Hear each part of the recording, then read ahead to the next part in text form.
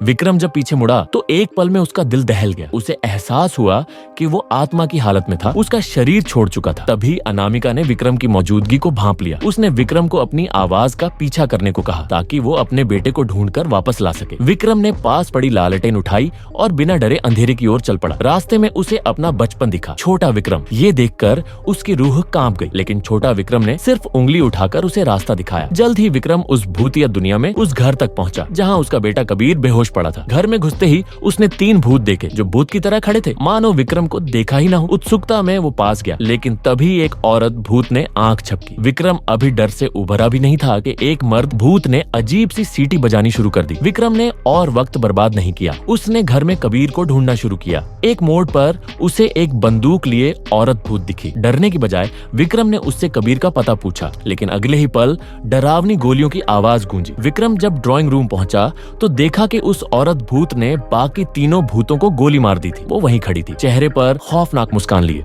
विक्रम की रीढ़ में सिहरन दौड़ गई। वो पीछे हटा, लेकिन मुड़ते ही उसका दिल लगभग रुक गया। फिर भी बेटे के लिए उसने हिम्मत जुटाई और दूसरी मंजिल की ओर भागा। वहाँ उसे दीवार पर कबीर का बनाया लाल दरवाजा दिखा। विक्रम को यकीन था कि कबीर अंदर है। वो दरवाजे की ओर बढ़ा, लेकिन तभी एक लंबे बालों वाला भूत जो रिया को सता रहा था उसके सामने आ खड़ा हुआ। 2 सेकंड में ही उसने विक्रम को जमीन पर पटक दिया। अनामिका ने देखा कि विक्रम किसी खतरनाक भूत से जूझ रहा है। उसने चिल्लाकर कहा, तू उनसे ज्यादा ताकतवर है विक्रम, तू उन्हें हरा सकता है, तू जिंदा है। ये सुनकर विक्रम में अनजानी ताकत जागी। उसने एक जोरदार प्रहार किया और लंबे बालों वाले भूत को चूर चूर कर दिया। विक्रम लाल दरवाजे के अंदर घुसा। वहाँ अनगिनत लाल मोमबत्तियां जल रही थीं, जिनकी रोशनी कुछ अशुभ संकेत दे रही। थोड़ा आगे बढ़ने पर उसने कबीर को देखा, जिसके पैर भूतों ने जंजीरों से बांध रखे थे। इसीलिए अनामिका की आत्मा बुलाने की कोशिश नाकाम रही थी। विक्रम ने जल्दी से कबीर की जंजीर खोलनी शुरू की, लेकिन तभी लाल चेहरे वाला भूत वहाँ पहुँच गया और उस भूत से भिड़ गया। लेकिन अगले ही पल लाल चेहरे वाला भूत पीछे प्रकट हुआ और एक जोरदार चीख के साथ विक्रम को दर्जनों मीटर दूर फेंक दिया। विक्रम को अब समझ आया